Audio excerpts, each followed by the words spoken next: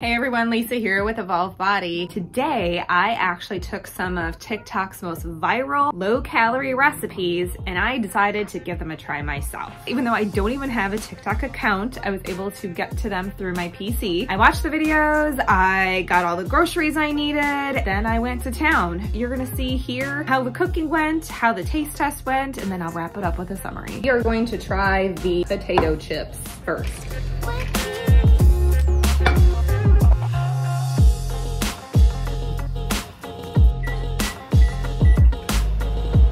Take it over here, flip them, and put it back in. Hiccups. The husband, he is here to be a taste bud tester that is normal. The rating scale, 1 to 5. 1 being, this is so bad I cannot finish what is in my mouth. 5 being, give me all of it, you can't have any of it, it's amazing. In the middle will be 3. It's pretty good, but you might make some substitutions.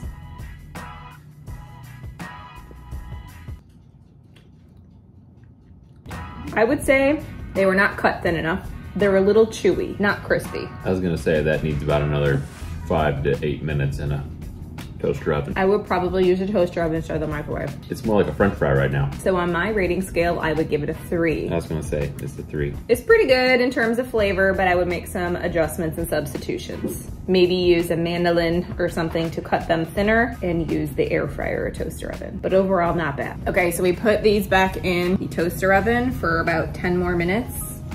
And they actually have some crisp to them. I would say much better.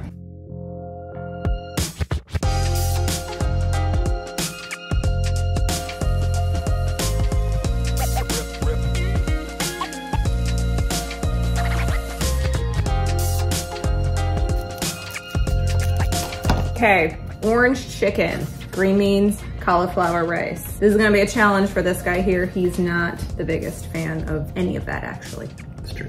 We're gonna dive in. I don't mind it. Now granted, I didn't salt this at all, so you put salt.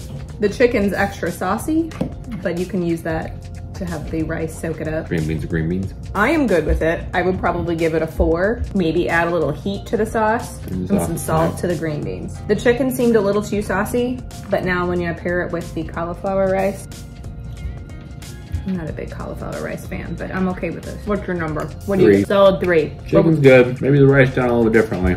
Green beans are good. Or real rice. Or real rice. Real rice would really get that up a notch. Sure it would.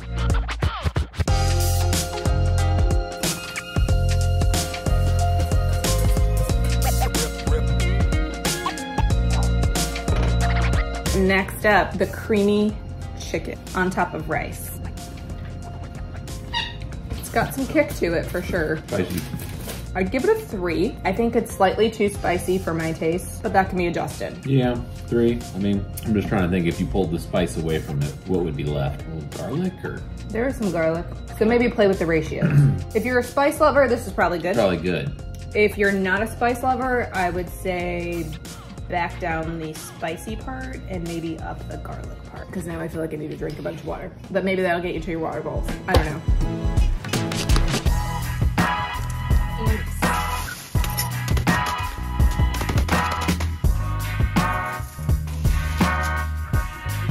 Chicken tenders should now be ready. They still don't look as crispy as I would wish.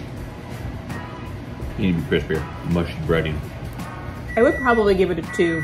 Yep. You need to raise the temperature and the amount of time to be cooked. And I don't think I would use cornflakes for this breading. I would use like panko crumbs or something like that. If you were frying these, then the cornflakes would probably be fine. Solid 2. I'm disappointed. I'm gonna give you a rating on how easy they were to actually prepare. The first one, the potato chips. There were only 2 ingredients. It was, well actually, it was really just potatoes and then your seasoning of choice.